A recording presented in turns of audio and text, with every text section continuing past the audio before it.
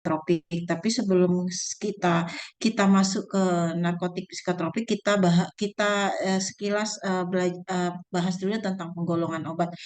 Jadi penggolongan obat ini, Permenkes yang mengatur penggolongan obat ini sudah lumayan lama ya, tahun 1993. Tapi pada saat tahun 2000 ada Permenkes apa namanya muncul Permenkes nomor 949 tahun 2000 itu tentang registrasi obat obat ini 2000. Nah, kemudian yang terbaru itu tahun 2021 tentang perubahan penggolongan, pembatasan dan kategori obat. Jadi penggolongan obat ini adalah penggolongan yang dimaksudkan untuk peningkatan keamanan dan ketetapan penggunaan serta pengamanan distribusi yang terdiri dari obat bebas terbatas, obat wajib apotek, obat keras, psikotropik, dan narkotik.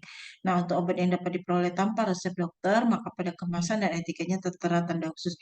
Nah, jadi Permenkes yang terbaru yang nomor 3 tahun 2021 ini ada perubahan penggolongan, pembatasan dan kategori obat. Jadi ada beberapa obat yang tadinya dia masuk di golongan psikotropik golongan 4 dia masuk ke menjadi narkotik golongan 1. Jadi ada beberapa ya, makanya muncullah Permenkes nomor 3 tahun 2021 ini.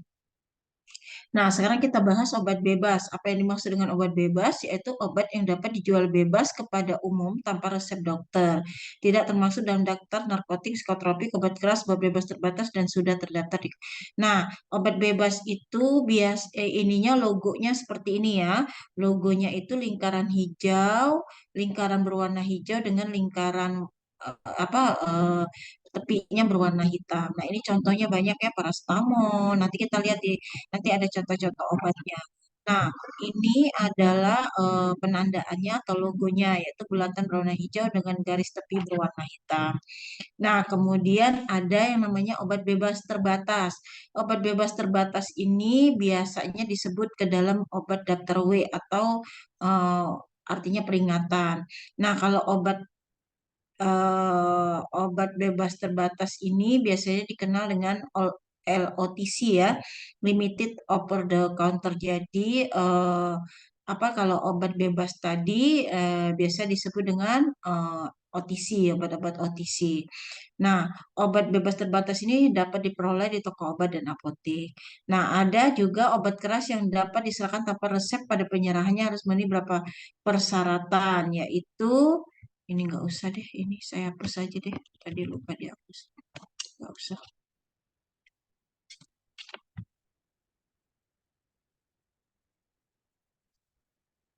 Oke, ini yang termasuk ke dalam obat bebas terbatas itu, nah ini contohnya ya, ada obat-obat analgesik, obat batuk, obat pilek, kemudian ada beberapa suplemen vitamin dan mineral juga, obat-obat antiseptik dan sebagainya. Ini contohnya. Ada CTM, ada povidone iodin ini yang biasa terkandung dalam betadin ya. Kemudian ada bisakodil dan sebagainya. Nah, penggolongan obat bebas terbatas ini biasanya dia ini. Jadi apa namanya? Oh, ini penggolongan obat obat bebas terbatas ini harus tertera peringatan. Jadi peringatan yang berupa kotak-kotak kecil seperti ini. Nah, ini dia biasanya ada di dalam ini ya, ada di dalam di apa terlampir di dusnya atau di ini apa namanya kemasannya di botolnya biasanya seperti itu. Nah, ini ada 6 peringatan. P nomor 1, awas obat keras, bacalah aturan memakainya. P nomor 2, awas obat keras hanya untuk dikumur, jangan ditelan. Kemudian peringatan nomor 3, awas obat keras hanya untuk bagian luar badan. Nah, ini ada peringatan-peringatannya ini. Nah, ini termasuk obat bebas terbatas, tapi dia peringatan-peringatannya ini dia diperingatkan bahwa ini adalah obat keras gitu. Artinya ini adalah ciri khasnya obat bebas terbatas. Dia ada peringatan-peringatan yang berbentuk kotak kecil berwarna hitam seperti ini. Ada 6 ya peringatannya ya. Nah, kemudian tanda untuk logo obat bebas terbatas itu berupa lingkaran berwarna biru dengan garis tepi berwarna hitam. Nah, kalau teman-teman menemui di kemasan ada bentuk atau logo seperti ini artinya obat bebas terbatas.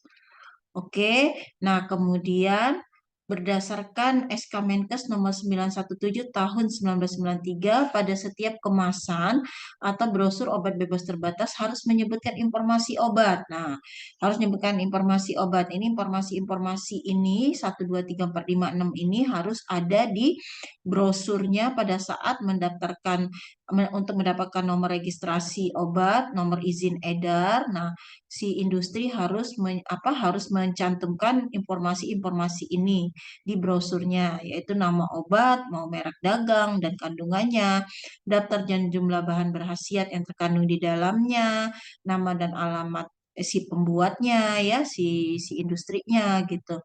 Izin edar dari Badan POM-nya, kemudian tanggal kadaluarsanya, kontraindikasinya. Kontraindikasi itu petunjuk penggunaan obat yang tidak diperbolehkan, efek sampingnya, petunjuk cara penggunaan, dosis, cara penyimpanan obat, peringatan, serta informasi tentang interaksi obat. Ya, nah ini harus tercantum di dalam brosur obat bebas terbatas. Informasi-informasi ini. Selanjutnya ada yang namanya golongan obat keras. Disebut sebagai obat keras karena jika pemakai tidak memperhatikan dosis, aturan pakai dan peringatan yang diberikan dapat menimbulkan efek berbahaya. Nah, obat keras ini biasa dikenal sebagai obat daftar G. Bahasa Belanda itu artinya gevaarlijk, artinya berbahaya ya. Obat keras hanya boleh diberikan atas resep dokter umum, dokter spesialis, dokter gigi dan dokter hewan. Ya. Nah, obat keras ini biasa dikenal juga sebagai obat etikal ya. Kalau tadi obat bebas itu obat OTC, over the counter. Kalau obat obat bebas terbatas LOTC ya. Kalau obat-obat keras ini biasa dikenal sebagai obat etikal. Nah, penggolongan obat keras menurut keputusan Menteri Kesehatan ini termasuk ke dalam golongan obat keras adalah obat-obat yang mempunyai kriteria semua obat yang pada bungkus luarnya oleh si pembuat disebutkan bahwa obat itu hanya boleh diserahkan dengan resep dokter. Jadi di bungkus luarnya itu di kemasannya itu ada peringatan, ada tulisan hanya boleh diserahkan dengan resep dokter. Nah, itu kalau ada peringatan seperti itu termasuk obat keras. Kemudian apalagi sih ciri-ciri obat keras? Semua obat yang dibungkus sedemikian rupa yang nyata-nyata untuk dipergunakan secara parenteral. Parenteral itu secara suntikan ya. Nah, baik dengan cara suntikan maupun dengan cara pemakaian lain dengan jalan merobek rangkaian asli dari jaringan. Itu termasuk obat keras. Jadi ciri-ciri obat keras itu selain di kemasannya dia ada kata-kata harus diserahkan dengan resep dokter, kemudian dia dipergunakan dengan cara parenteral atau dengan cara suntikan yang lainnya, gitu ya. Nah, kemudian semua obat baru itu termasuk ke dalam obat keras kecuali apabila oleh Kementerian Kesehatan telah dinyatakan secara tertulis bahwa obat baru itu tidak membahayakan kesehatan manusia. Nah, semua obat yang tercantum dalam daftar obat keras. Nah, kan ada ya, ada daftar biasanya di rumah sakit atau itu biasanya ada daftar obat keras ya. Nah, itu atau dia pengecualian bahwa dia termasuk dalam daftar obat bebas terbatas. Selain tadi yang terkriteria tadi yang termasuk obat keras, ternyata obat keras ini juga meliputi obat-obat sebagai berikut. Antibiotik. Antibiotik itu termasuk obat keras ya. Jadi teman-teman, antibiotik itu termasuk obat keras. Makanya regulasi di Indonesia itu harusnya antibiotik itu eh, hanya boleh diperoleh dengan resep dokter. Tapi beberapa apotik di Indonesia itu masih memberikan antibiotik tanpa resep dokter. Ya kan, padahal di negara-negara tetangga kita itu di Malaysia itu kalau mau beli antibiotik itu harus dengan resep dokter. Kalau di kita ini yang sudah yang sudah ketat itu yang tidak menjual antibiotik dengan resep dokter itu yang menjual antibiotik itu hanya dengan resep dokter itu ya apotek Mia Farma palingnya yang sudah tuh apotek Mia Farma K24 yang apotek kalau apotek-apotek biasa tuh masih bisa kita beli antibiotik tanpa resep dokter. Kemudian apalagi yang termasuk obat keras? Ada lagi yang namanya obat keras tertentu atau OKT biasa juga termasuk psikotropik. Nah, ini termasuk obat penenang, obat sakit jiwa, obat tidur. Ada lagi yang namanya obat wajib apotek ya. Nah, yaitu obat yang dapat dibeli dengan resep dokter namun dapat pula diserahkan oleh apoteker kepada pasien di apotek tanpa resep dokter dengan jumlah tertentu seperti antihistamin, obat asma, pil anti hamil, beberapa obat kulit tertentu dan sebagainya. Jadi obat wajib apotek ini dia ada daftar obat wajib apotek. Di apotek yang teman-teman yang kerja di apotek harusnya ini ya pernah melihat yang namanya OWA, obat wajib apotek. Jadi obat wajib apotek ini bisa dibeli dengan harus dibeli dengan resep dokter, namun dapat pula diserahkan tanpa resep dokter, tapi dengan jumlah tertentu dan obat-obat tertentu. Nah, ini. Nah, penandaan obat keras seperti teman-teman lihat, ini adalah lingkaran bulat berwarna merah dengan garis tepi berwarna hitam dengan huruf K di tengahnya. Nah, ini apabila teman-teman menemui apa kode atau logo seperti ini di kemasan obat itu termasuk obat keras ya, nanti coba dilihat. Nah, ini adalah contoh dari obat keras ya. Contoh-contoh dari obat ini tadi, obat bebas, logo-logonya, kemudian obat keras. Ini adalah contohnya. Teman-teman bisa lihat di sini mana sih?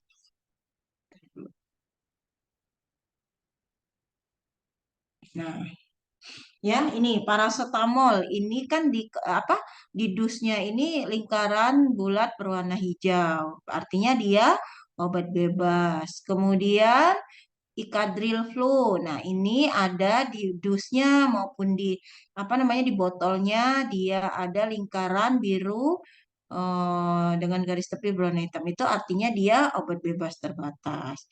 Kemudian nih hidrokortison ada huruf lingkaran merah dengan huruf K di tengahnya. Ini artinya obat keras.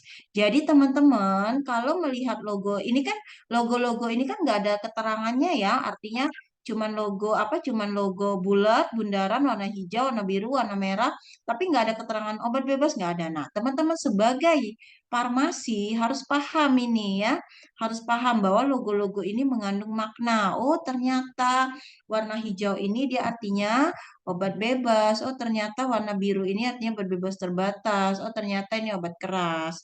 Gitu ya. Jadi andai kata ada saudara, teman yang bukan orang kesehatan bertanya, teman-teman bisa jelasin gitu dari logo ini. Nah, ini contoh antibiotik. Teman-teman, Egzitrosis itu seperti orang beli seperti beli permen biasa. Padahal egzitrosis itu adalah antibiotik ya, adalah antibiotik. Lihat di egzitrosis. Di egzitrosis ini dia ada lingkaran merah dengan huruf K. Artinya apa? Dia obat keras, tapi di apotik kalau kita beli ini kayak kita beli vitamin gitu loh. Beli egzitrosis dikasih ya dikasih mau berapa keping gitu kadang ditanyain. Padahal ternyata ini obat keras. Nah, ini sebenarnya iya, regulasi di Indonesia itulah ya, belum belum belum one get policy gitu loh, belum satu satu satu ke, satu satu kebijakan gitu. Harusnya kan ini udah mulai ketat ya bahwa yang nah ini amoksisilin masih bisa di beberapa apotek kita beli tanpa resep dokter. Padahal di logonya jelas-jelas di dusnya, di stripnya itu ada lingkaran yang menunjukkan bahwa dia adalah obat keras. Cefadroxil, Cefixim, metronidazole. Nih ya, teman-teman ya, ini adalah contoh-contoh eh, yang termasuk obat keras. Oke, kemudian obat wajib apotek kita lihat. Kenapa sih pemerintah mengeluarkan yang namanya obat wajib apotek? Nah, ternyata pemerintah mempunyai pertimbangan dikeluarkannya keputusan menteri terhadap obat wajib apotek. Pertimbangan yang utama yaitu meningkatkan kemampuan masyarakat dalam menolong dirinya sendiri guna mengatasi masalah kesehatan dengan meningkatkan pengobatan sendiri secara tepat, aman, dan rasional. Jadi di sini adalah meningkatkan swamedikasi ya, swamedikasi masyarakat ya, pengobatan sendiri. Jadi Jadi si masyarakat bisa membeli obat ke apotik tanpa resep dokter, tanpa harus tanpa harus berobat dulu ke dokter. Dia bisa beli langsung dengan berkonsultasi dengan tenaga farmasi yang ada di apotik atau di toko obat. Kemudian pertimbangan yang kedua untuk peningkatan peran apoteker di apotek dalam pelayanan komunikasi, informasi dan edukasi serta pelayanan obat kepada masyarakat. Ini jelas. Dengan adanya masyarakat, bayangin kalau teman-teman keluarga beli obat tanpa resep dokter, artinya dia nggak dia belum berobat ke dokter, dia tanpa berobat ke dokter, dia datang ke apotik. Dia datang ke apotik, dia pengen beli obat. Tentu kan dia bertanya-tanya dulu. Saya nih punya sakit ini, batuk nih, gitu misalnya. Kira-kira saya ini enggak ya apa cocoknya dikasih obat apa? Tentu kan petugas farmasinya nanya, Bapak batuknya batuk apa? Batuk berdahak atau batuk kering gitu. Sudah berapa lama batuknya? Usianya berapa? Nah, jadi kan terjadi komunikasi antara petugas farmasi dengan masyarakat gitu. Nah, ini jadi meningkatkan peran farmasi di sini dengan adanya swamedikasi yang masyarakat yang berobat sendiri datang sendiri ke apotik gitu kan. Artinya apa akan terjadi komunikasi antara masyarakat dan petugas farmasi. Pertimbangan ketiga untuk peningkatan penyediaan obat yang dibutuhkan untuk pengobatan sendiri ya tadi itu ya swamedikasi. Nah, obat yang dapat diserahkan tanpa resep dokter itu harus memenuhi kriteria sebagai berikut. Artinya tetap pemerintah mengeluarkan regulasi bahwa boleh nih obat-obat diberikan tanpa resep dokter, tapi tetap ada kriteria yang harus yang harus diikuti ya rambu-rambunya. Artinya obat ini yang pertama tidak dikontraindikasikan untuk penggunaan pada wanita hamil, anak di bawah umur 2 tahun dan orang tua di atas 65 tahun.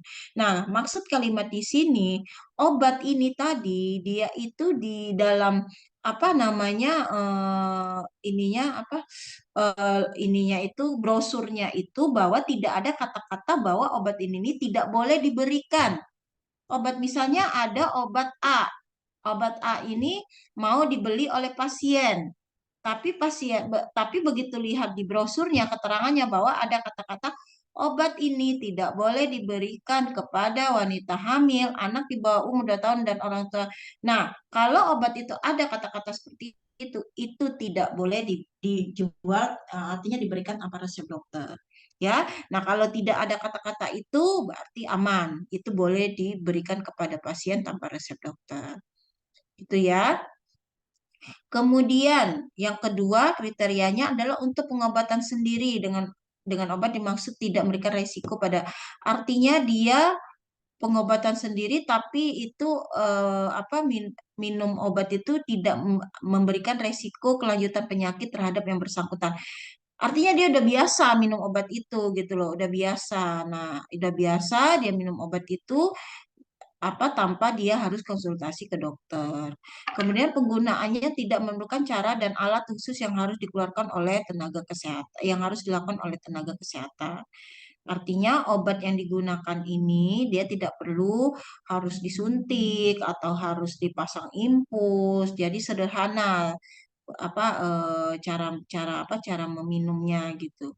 Penggunaannya diperlukan untuk penyakit yang prevalensinya tinggi, obat dimaksud memiliki rasio khasiat keamanan yang dapat dipertanggungjawabkan untuk pengobatan. Ya, harusnya obatnya aman ya. Obatnya aman gitu. Tidak artinya keamanannya ini ya sudah dibuktikan misalnya memang termasuk dia obat-obat yang bisa diberikan tanpa resep dokter gitu ya. Nah, kemudian penggolongan obat selanjutnya itu ada obat psikotropik akan dijelaskan tersendiri sama penggolongan obat yang keenam adalah obat narkotik. Oke, nah ini ada obat generik. Obat generik itu adalah obat dengan nama resmi International Non-Proprietary Names (INN) yang ditetapkan dalam Farmakope Indonesia. Nah, ini biasanya kalau obat generik itu dia namanya sesuai dengan nama zat berkhasiat yang ada di Farmakope Indonesia. Ya. Kemudian obat generik ini ada dua macam. obat generik bermerek dagang atau biasa disingkat OGM, itu adalah obat generik yang diberi merek dagang oleh industri farmasi yang memproduksinya. Misalnya natrium diklofenat, dia nama generik, tapi sama si industrinya dia didaftarkan dengan nama paten. Misalnya Poltadex, Voltaren, itu isinya natrium diklofenak. Atau yang kedua, macam obat generik yang kedua adalah obat generik berlogo atau biasa disingkat OGB. Obat generik berlogo ini diberi logo khusus yang menunjukkan bahwa obat generik tersebut diproduksi oleh pabrik obat yang sudah mendapatkan sertifikat CPOB. Itu ya. Oke, nah ini logo obat generik. Logo obat generik seperti ini ada tulisan generik, kemudian ada garis-garis ini ya, garis-garis yang ini logo ini ada maknanya. Kalau dia bulat itu berarti suatu kebulatan tekad untuk menggunakan obat generik. Kemudian garis-garis tebal tipis. Nah, yang garis-garisnya itu artinya menjangkau seluruh lapisan masyarakat. Artinya obat ini aksesnya terjangkau untuk seluruh lapisan masyarakat.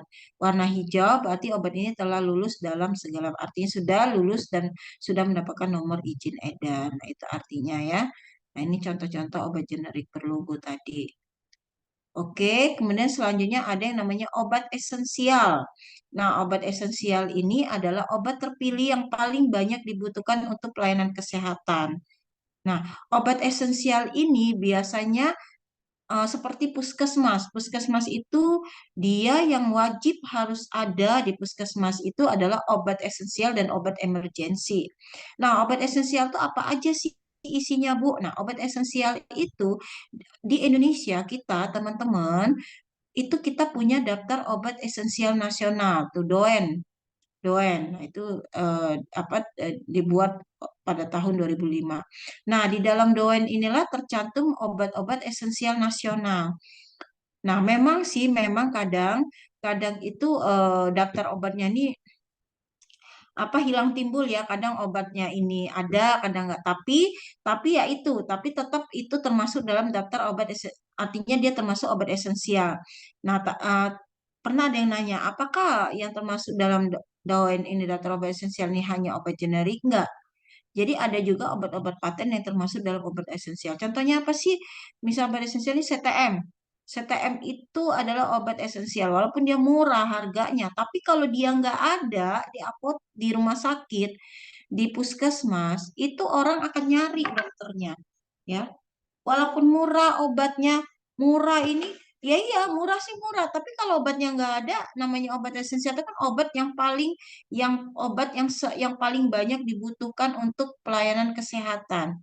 Nah, lah justru karena murah itu suka-suka hilang. Kenapa? Karena biasanya pabrik farmasi itu kadang mereka itu gimana ya?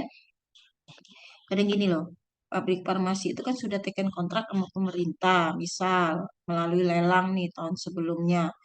Oh, misalnya ternyata produksi CTM 1 juta tablet untuk penggunaan 2023. Oke, lelang nih beberapa industri farmasi lelang. Menang pabrik industri farmasi A, gitu kan? Menang dia kan untuk pengadaan obat CTM karena dia termasuk obat esensial untuk digunakan di seluruh fasilitas kesehatan milik pemerintah seluruh Indonesia, rumah sakit umum, RSUD, kemudian puskesmas. Begitu tahun berjalan, itu obat nggak muncul-muncul nih. Apotik apa sih? Si puskesmasnya nyalahin dinas, kok dinas nggak ini nih nggak mesen obat A nih, obat CTM nih nggak ada gitu. Kenapa sih dinas nggak mesen? Padahal ternyata di dinasnya juga nunggu. Dinasnya ini apa namanya bukan nyalahin sih ya, bertanya ke PBM-nya, mana kami pesan obat CTM kok nggak datang-datang. Loh, PBM-nya nggak tahu menahu, dia cuma sebagai distributor. Terus dia menanyakan ke industrinya, produsennya, pabrikannya, si PT ini tadi. Ternyata karena dia obatnya harganya murah, si pabriknya udah terlanjur teken kontrak dengan pemerintah bahwa dia sanggup memproduksi obat CTM tadi. Ternyata karena harganya murah, bahan bakunya mahal, pabrik tidak sanggup memproduksi. Ini kayak gitu tuh kadang yang bikin teman-teman yang bikin apa ya yang bikin obat itu suka kosong. Nah, harusnya siapa yang salah di sini? Harusnya industri farmasinya kalau nggak mampu ya nggak usah ikut lelang ya nggak kan? Harusnya kalau dia nggak mampu ya harusnya dia jangan ikut lelang loh. Dia udah menang tapi kok dia tidak tidak apa tidak mengini gitu amanat untuk mereka memproduksi itu kok nggak dilakukan karena masalah kos bahan bakunya tadi mahal gitu mereka nggak sanggup. Harusnya dapat sanksi nggak? Ya harusnya dapat sanksi sih, tapi ya ya begitulah gitu ya. Itu salah satu dari contoh kenapa obat-obat murah itu suka hilang di pasaran gitu. Padahal murah, tapi nggak ada. Nah itu ya percuma. Murah nggak ada ya percuma gitu. Mahal ada misalnya, gitu ya. Nah, apa sih pemilihan obat esensial? Nah, obat esensial itu dia masuk ke dalam dikatakan dia sebagai obat esensial, dia harus memiliki kriteria kriteria sebagai berikut: memiliki rasio manfaat risiko yang paling menguntungkan penderita, mutu terjamin, termasuk stabilitas dan biaya availabilitasnya, praktis dalam penyimpanan dan pengangkutan, praktis dalam penggunaan dan penyerahan, disesuaikan dengan tenaga, sarana, dan fasilitas kesehatan, menguntungkan dalam hal kepatuhan, serta memiliki rasio manfaat biaya yang tertinggi berdasarkan biaya. Nah, ini murah tadi ya, rasio manfaat biaya benefit cost ratio. Ya. Oke, sebelum kita masuk ke materi narkotik, ada yang mau ditanyakan sampai sini? Silakan. Jadi aku mau nanya terkait obat esensial. Kan obat ARV itu termasuk obat esensial gak ya? Obat apa? ARV. ARV obat ini, obat antiretroviral, Ya, Bu. obat HIV. Iya, Ya, Bu. ya, Itu kan eh, itu kan termasuk obat esensial ya, Bu, yang cuma ya, satu PT yang ditunjuk. betul, Tapi betul. ada gak sih, Bu, kasus yang kayak misalnya satu PT udah ditunjuk nih, Bu, untuk misalnya tahun 2023 400 bed evapiren. Tapi ternyata waktu tahun 2023-nya ada pabrik swasta juga yang kayak bikin evapiren juga, Bu. Ada gak sih, Bu, kasusnya kayak gitu? Kasus gimana tadi? Ada dia eh, Jadi produksi Kimia 400 Farma udah bed. buat ya Ya. di Kimia Farma, tapi ternyata ada pabrik swasta lain yang buat obat evaporan Oh, juga pada tahun itu. oh, ya, ya, ya, paham, paham. Jadi gini, obat ARV itu adalah obat program, ya. ARV, obat sama kayak seperti obat malaria, obat TB. ARV itu obat antiretroviral, ya, obat untuk penderita HIV/AIDS. Jadi itu obat program. Artinya itu tidak tidak apa harusnya pasien pasien AIDS, HIV, ODA itu orang dengan HIV/AIDS itu bisa mendapatkan obat ARV secara gratis di rumah sakit yang sudah ditunjuk oleh pemerintah. Biasanya rumah sakit daerah yang ada di daerah ya, rumah sakit umum. Nah, tadi pertanyaannya Mbak Ara, apa itu termasuk obat esensial? Yes, betul. Obat esensial itu salah satunya adalah obat-obat program karena itu sangat dibutuhkan oleh masyarakat untuk di pelayanan kesehatan dasar, terutama di puskesmas, di rumah sakit gitu. Itu termasuk. Nah, tiba-tiba ternyata ada pabrikan lain nih yang memproduksi obat HIV. Memang bisa aja pabrikan lain yang memproduksi, tapi dengan merek dagang, ya kan? Kalau ARV yang untuk yang dari program pemerintah kan dia ini ya obat generik ya, artinya dia diproduksi oleh obat program lah gitu, obat program. Nah, tiba-tiba ada pabrikan lain yang memproduksi obat ARV. Ya nggak apa-apa, tapi orang untuk mendapatkan itu berbayar gitu, berbayar dan itu tidak masuk ke dalam e-katalog. Jadi gini teman-teman, obat-obat yang dia itu masuk ke Fornas, Formularium Nasional itu salah satunya obat ARV. Dia otomatis masuk ke e-katalog ya. Jadi syarat obat-obat itu untuk masuk ke e-katalog dia harus masuk ke Fornas dulu. Nah, terus masuk ke e-katalog. Sekarang Presiden Jokowi itu selalu selalu memberikan instruksi kepada rumah sakit pemerintah, rumah sakit, dinas itu harus pesenlah obat yang ada di e-katalog. Artinya rumah sakit akan berlomba-lomba nyari obat yang ada di katalog ya kan? Karena itu yang bisa dibayari oleh pemerintah, artinya yang dengan biayanya BPJS, JKN. Nah, rumah sakit nggak akan nyari. Artinya kalau obat itu nggak ada di e-katalog, berarti itu rumah sakit nggak akan beli kecuali kalau mungkin rumah sakit swasta yang dia ada pasien umumnya atau dia ada pasien pasien dari asuransi, dari perusahaan-perusahaan swasta misalnya. Nah, dia mungkin beli obat tapi tidak melalui e-katalog, beli obat langsung, yaitu tadi mungkin obat ARV dengan merek yang lain. Tapi si pasien untuk mendapatkan obat itu dia harus bayar. ARV itu mahal loh, obat ARV itu. Itu salah satu beban negara terbesar. Makanya teman-teman, kalau saya itu ya kadang ya, saya tuh suka sebel ya, bukan sebel kami ini kan dulu pernah melakukan riset tentang apa obat ARV pada anak. Bayangin, kami ke Papua. Papua itu salah satu provinsi yang tertinggi HIV anaknya. HIV anak, kita nggak ngomong HIV dewasa, HIV anak. Itu anak-anak umur 14 tahun ke atas tuh udah banyak kena HIV di sana. Kami dapat responden dari mana? Kami kerjasama dengan LSM. Kami kerjasama dengan NGO NGO-nya asing gitu dulu belum pandemi ya udah lama tahun berapa ya 2010-an. Jadi ada NGO dari Australia dan kami kerjasama.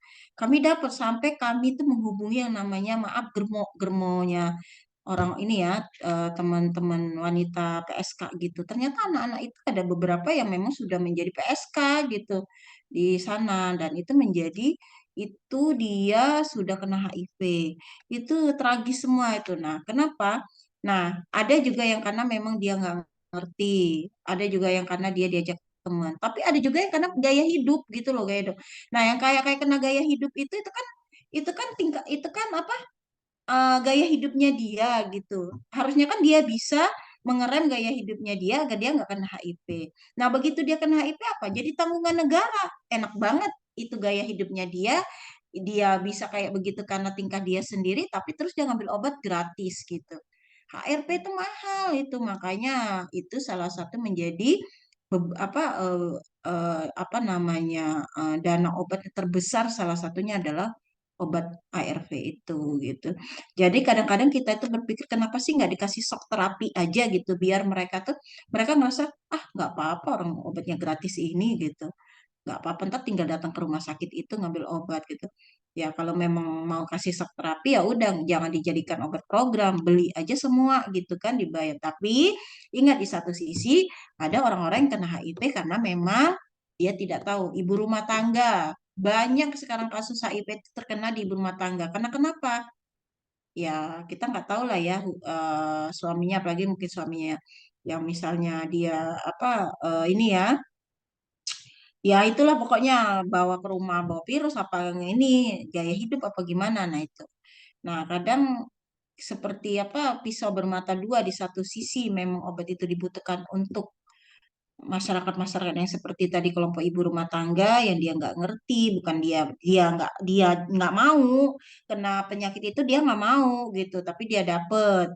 atau di satu sisi ya kita harusnya kasih shock terapi nih sama orang-orang yang cuman karena gaya hidup misalnya gaya hidup nggak ada obat atau apa nah seperti itu ya nah itu arah jawaban saya seperti itu jadi itu kalau memang ada pabrikan lain yang memproduksi obat HIV itu ARV itu berarti dia berbayar kalau mau ambil obatnya dia berbayar gitu gimana Udah jelas Bu, terima kasih Bu atas ya, jawabannya. sama-sama.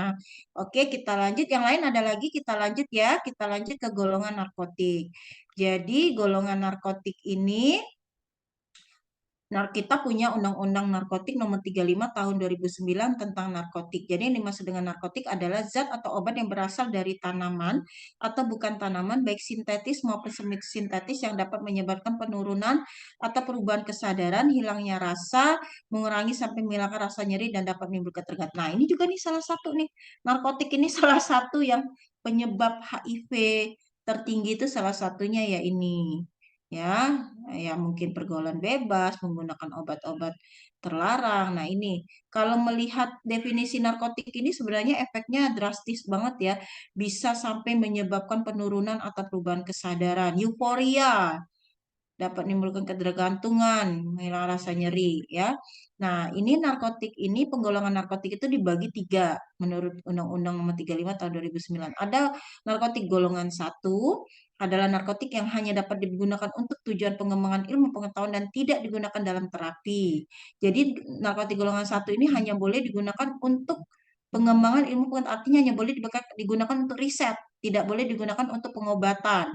Nah, ini contohnya tanaman papaver somniferum ini ganja ya, tanaman koka, cannabis indica. Nah, ini contoh-contohnya. Nah, ini. Kemudian yang kedua, golongan dua. Golongan narkotik golongan dua ini adalah narkotik yang berhasiat pengobatan digunakan sebagai pilihan terakhir. Jadi dia boleh digunakan sebagai obat, tapi dia udah pilihan terakhir gitu. Misalnya udah nggak ada lagi obat yang, nah dia bisa dipakai dan juga digunakan untuk pengembangan ilmu pengetahuan serta mempunyai potensi tinggi mengakibatkan ketergantungan. Artinya hanya digunakan untuk riset ya, riset R&D, Research and Development. Ini contohnya bisa dilihat di sini. Golongan tiga. Nah, golongan tiga inilah adalah narkotik yang berhasiat pengobatan dan banyak digunakan dalam terapi dan juga biasa digunakan untuk tujuan riset. Nah, golongan tiga inilah yang biasa dipakai untuk pengobatan.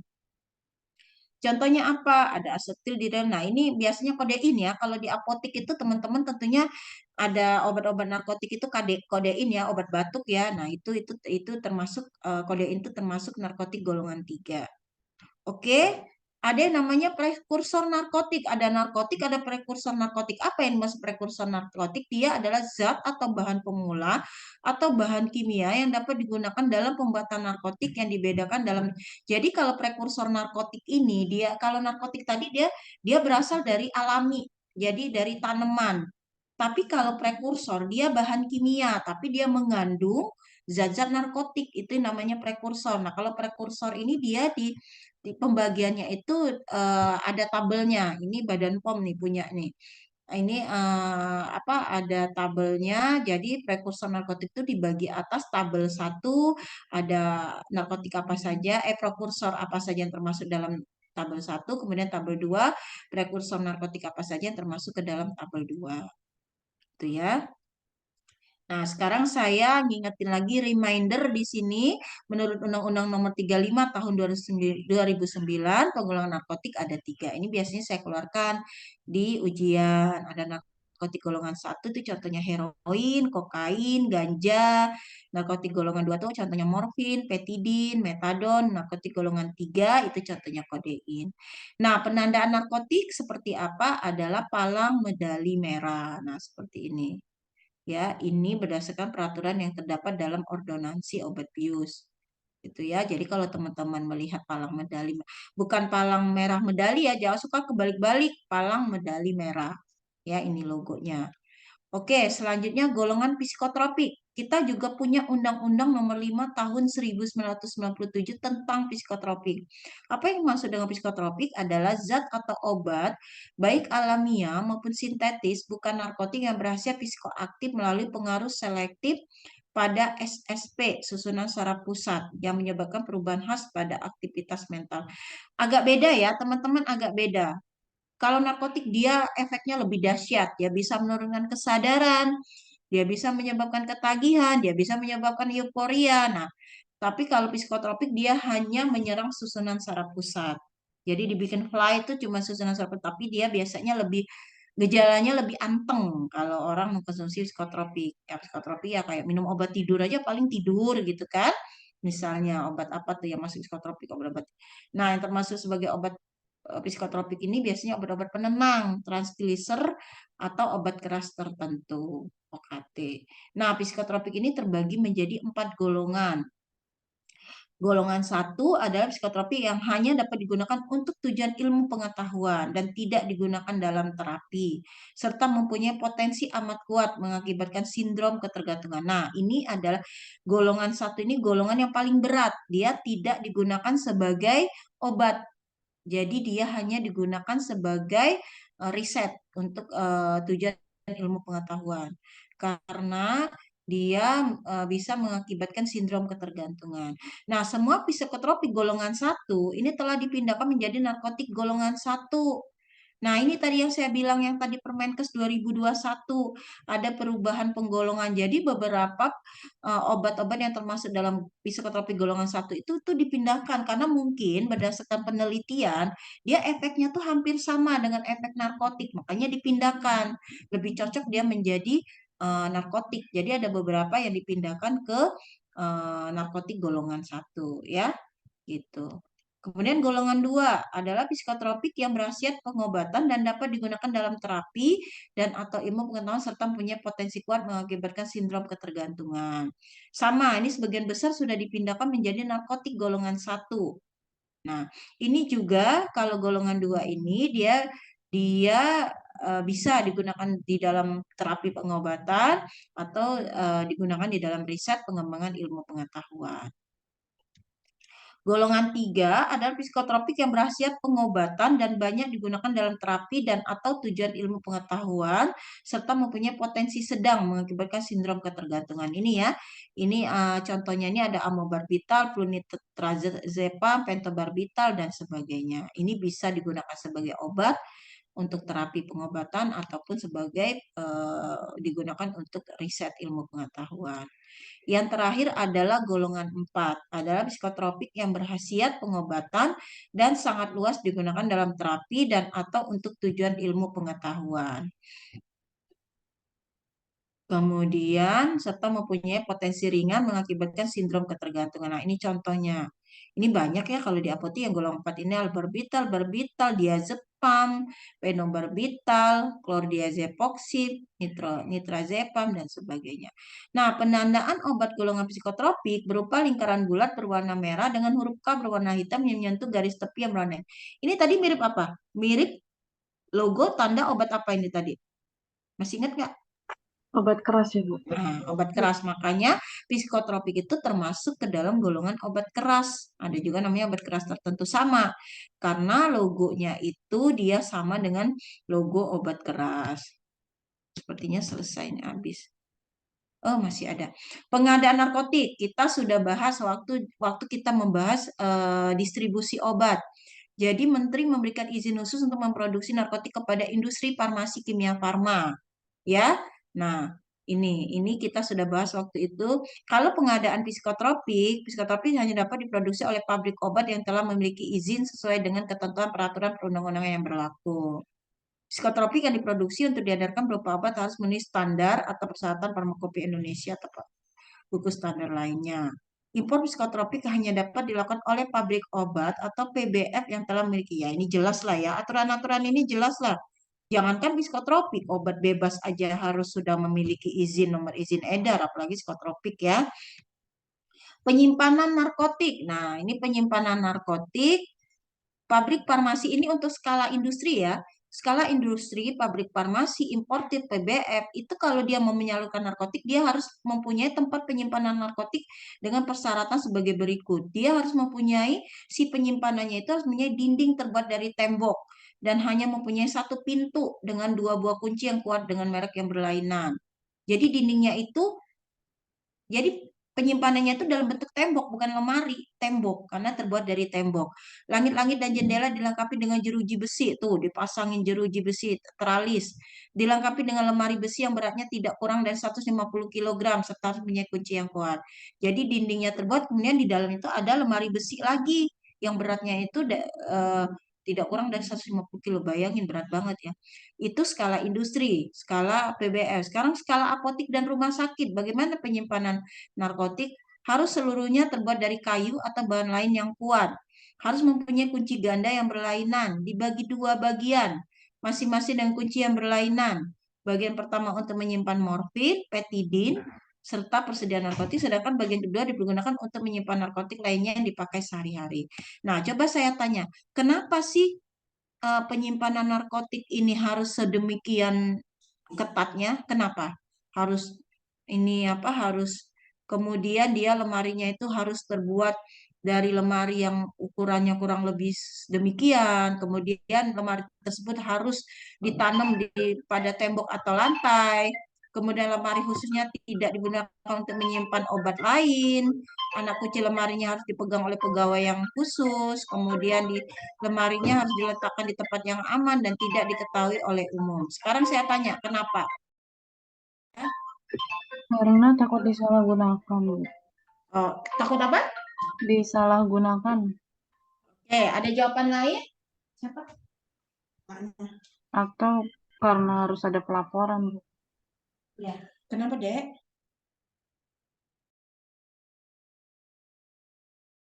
Untuk membedakan dari obat lain, Bu. Jadi nggak kelihatan dari luar gitu.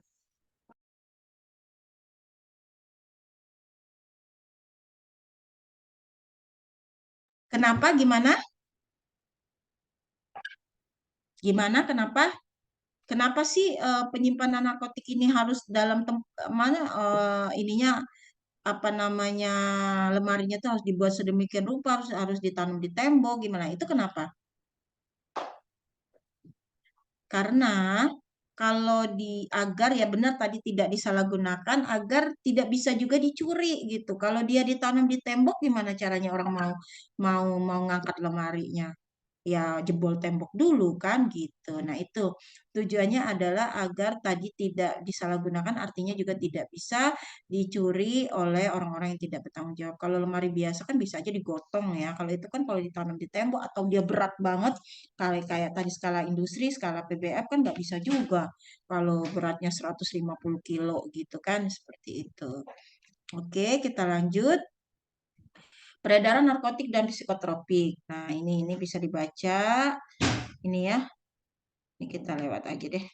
Nah, pelaporan sekarang, pelaporan narkotik dan psikotropik. Jadi industri farmasi, PBF, sarana penyimpanan sediaan farmasi pemerintah ini gudang farmasinya dinas kesehatan yang instalasi farmasi ya, instalasi farmasi apa?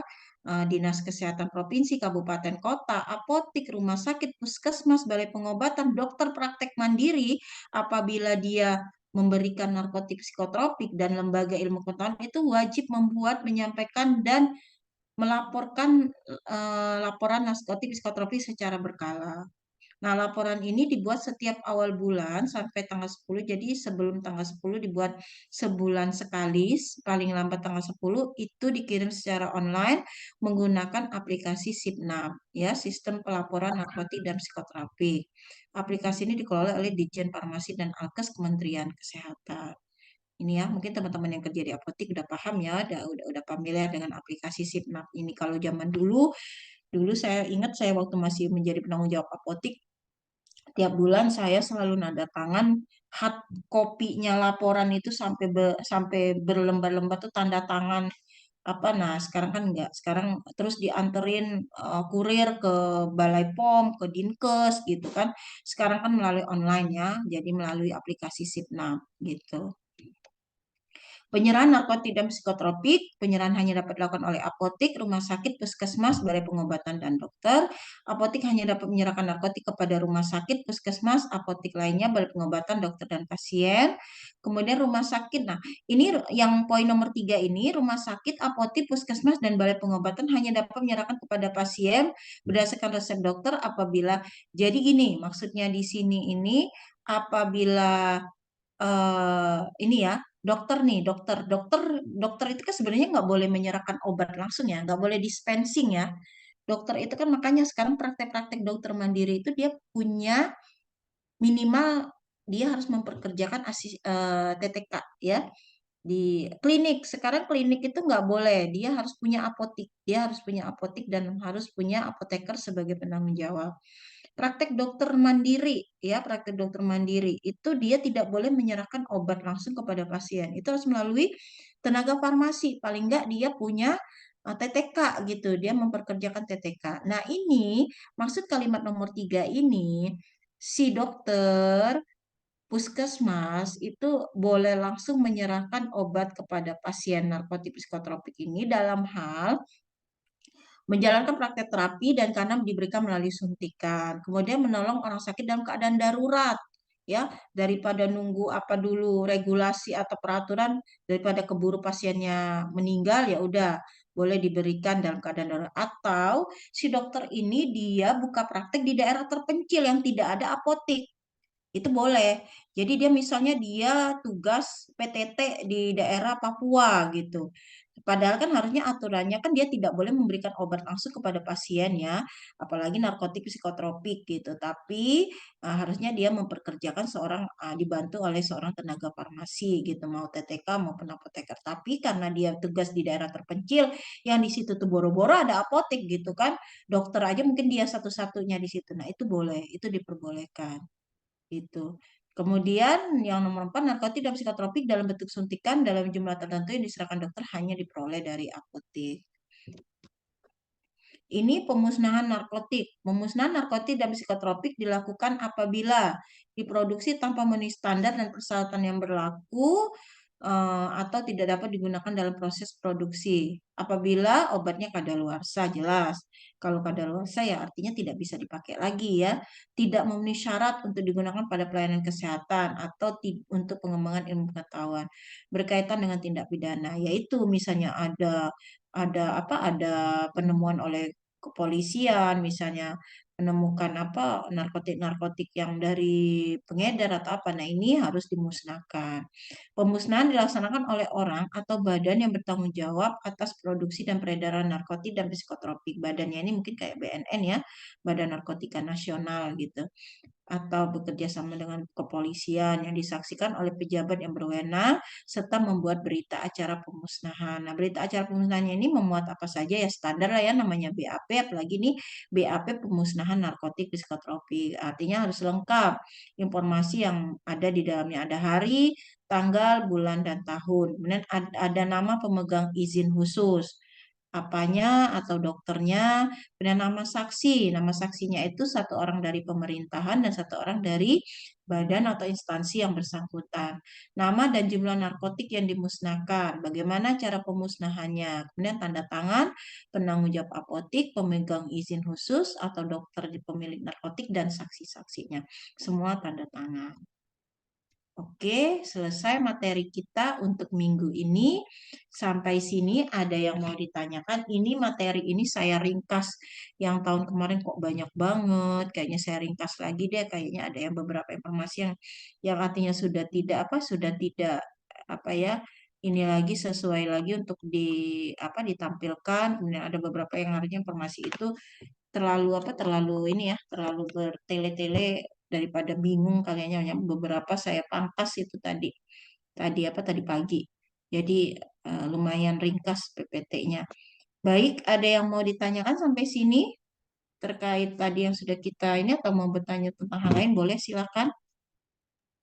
Itu Bu mau nanya yang tadi Bu, Mm-mm, kan mm-mm, psikotropik yang golongan 4 termasuk obat keras. mm-mm, Berarti diazepam itu kemarin ada di soal UTS, mm-mm. masuknya itu obat keras atau psikotropik ya Bu? Oh, ada dua pilihannya ya. Iya, Obat keras ada juga, dia dua-duanya. ada psikotropik juga ya. Iya betul. Oh iya ya, benar-benar. Ya udah, nanti kalau misalnya ya saya berarti saya bikinnya kurang jeli nih. Berarti nanti kalau kalian itu sebenarnya dia masuk psikotropik, tapi ada psikotropik itu dia masuk ke dalam, enggak, yang obat keras yang masuk psikotropik itu dia obat keras tertentu. Obat keras tertentu. Jadi ada golongan obat-obat keras. Memang dia logonya sama-sama logo K, tapi yang obat keras yang termasuk psikotropik itu enggak semua obat keras itu masuk ke psikotropik. Jadi ada yang namanya OKT. Nah, itu ada daftarnya, ada daftar OKT, obat keras tertentu. Nah, untuk siapa diazepam dia masuk ke obat psikotropik. Dia masuk ke golongan psikotropik. Ya, gitu. Karena kalau obat keras doang itu tidak tidak sama dengan psikotropik. Obat keras aja itu seperti antibiotik, itu obat keras toh. Kalau dia yang obat-obat penenang yang tadi saya bilang, ada beberapa itu masuk ke OKT tadi, dia masuk OKT itu sama dengan obat psikotropik. Gitu ya. Jadi beda ya. Jadi kalau diazepam dia masuk ke dalam obat psikotropik, bukan obat keras. Kecuali kalau di situ pilihannya ada obat keras tertentu, baru itu sama antara psikotropik dengan obat keras tertentu sama. Jadi tertentu. Jadi tidak semua obat keras itu masuk psikotropik. Jadi ada daftar OKT namanya obat keras tertentu. Gitu. Gimana? Paham?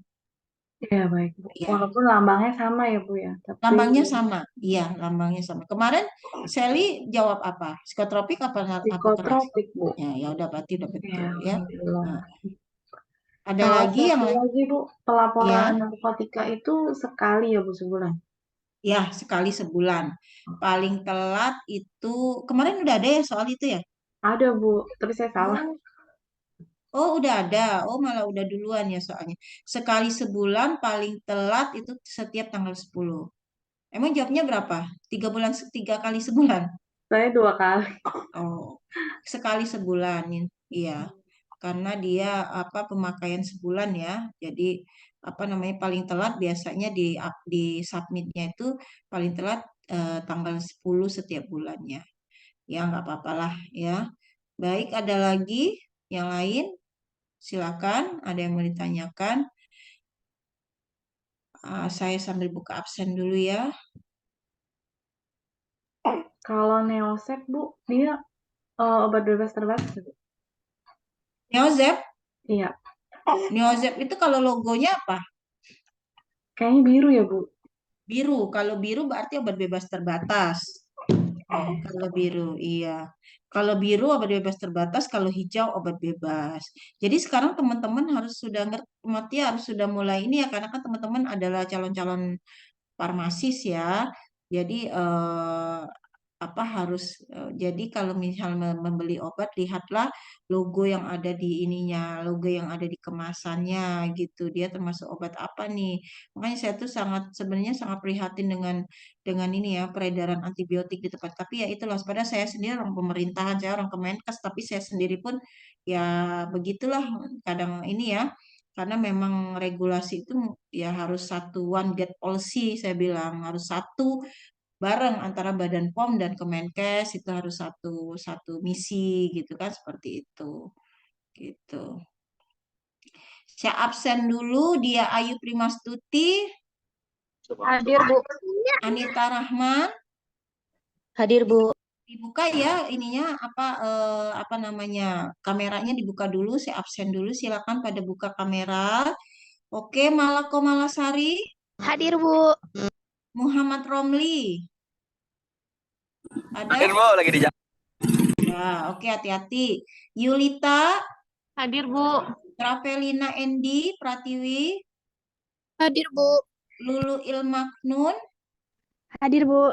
Septi Berta Kristina, Hadir, Bu. Ayodia Al-Zahra, Hadir, Bu. Ananda Sela Rahayu, Hadir, Bu. Sri Amalia Majid, Hadir, Bu. Iskandar Hakim, Hadir, Bu. Nia Febriana, Hadir, Bu. Azahra ada? Hadir, Bu. Oke, Mutiara Andini, Hadir, Bu. Nia Mulyani, Hadir, Bu. Septia Wafa, Hadir, Bu. Indah Oktavia, Hadir, Bu. Teguh Setiawan, Teguh ada Teguh? Hadir, Bu. Ya, Siti Azkia, Hadir, Bu. Ilmi Aulia, Hadir, Bu. Selinia ada ya. Kemudian Silvi Nur Aini. Bu. Silvi ada ya. Oke, hadir semua.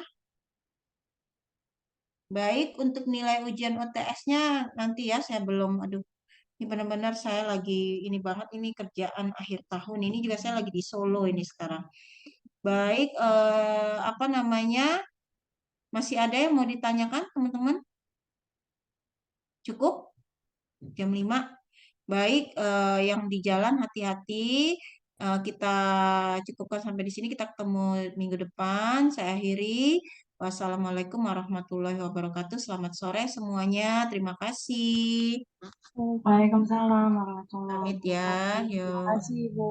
yuk sama-sama.